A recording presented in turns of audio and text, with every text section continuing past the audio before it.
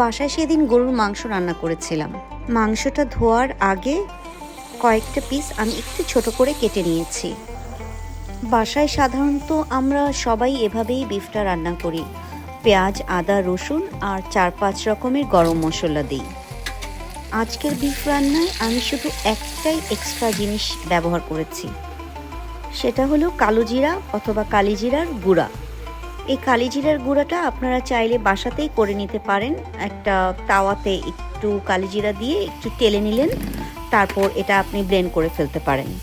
সব সময় আমরা যেই টেস্টের বিফ খাই এটা তার চাইতে একটু ডিফারেন্ট হয় কালিজিরার জন্য। এই তো, এর বাইরে আর কোনো কিছুই ব্যবহার করা হয়নি। আর তেল আর লবণ ছাড়া তো আসলে কোনো রান্নাই হবে না। সো এই ছিল মোটামুটি। আর হচ্ছে কষানোর ব্যাপারটা, মশলাটা আমি খুব ভালোভাবে কষাই, অনেকক্ষণ ধরে, অনেক সময় নিয়ে। তারপর মাংসটা দেওয়ার পরও অনেকক্ষণ কষাই, অনেকক্ষণ জাল দিই। তারপর হচ্ছে ঝোলের জন্য পানি দিই।